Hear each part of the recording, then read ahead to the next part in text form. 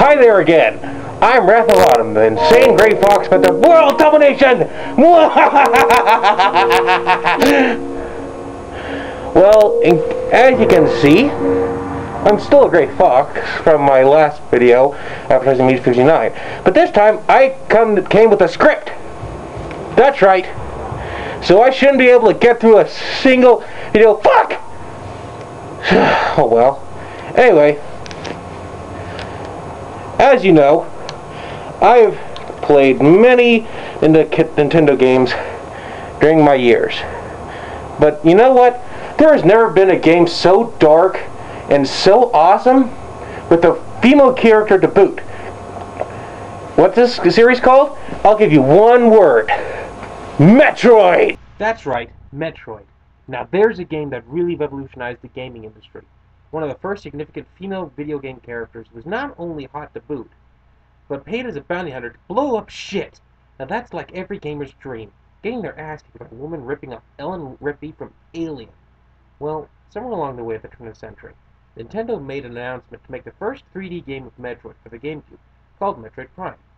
There was some doubt about the series converting from a Metroid side-scroller to a first-person shooter, even though Retro insisted it was more of a first-person adventure.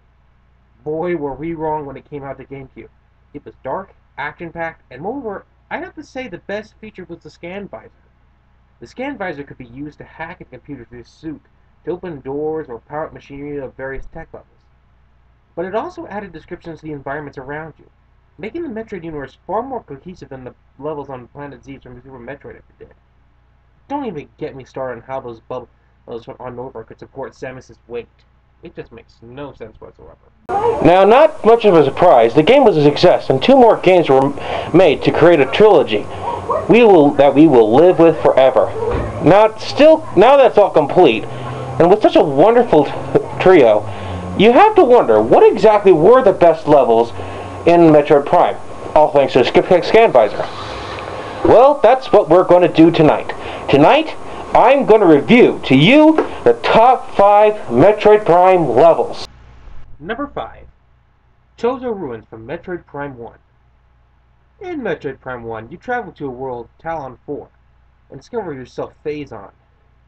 One of the first regions you come across is Chozo Ruins, what little remains of Chozo Utopia after a cataclysm. Now, to start negatively, a lot of this world you come across is similar to the Talon overworld map. You have remains of Chozo civilization and enemies as well. It's as if the Chozo Ruins itself is an extension of Talon overworld, plus that it has some of the most annoying enemies to fight in the game, Chozo ghosts, which aren't really beatable unless you get some later power-ups like the X-ray visor. Still, you get a good feel of this level. You can't help but feel a sense of sadness in how everything in the area is dying. The atmosphere is largely lonely and deserted, not to mention this place was made by the race that adopted Samus.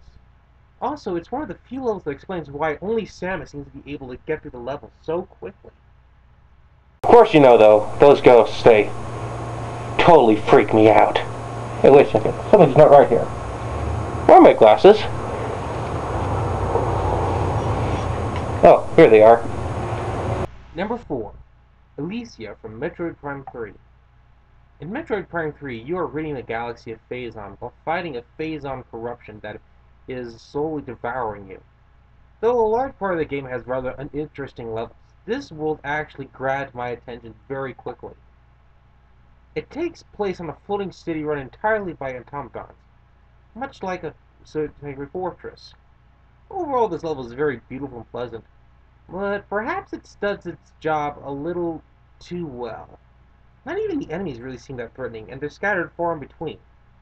Still, the world's 19th century styled-like technology and intricate details into the world make it a place you'll love visiting every time you come over. First though, Samus could get through any door, especially my door, any day. All she'd have to do is just blast her power beam, and then I could have her all for myself. We'll be right back after these messages.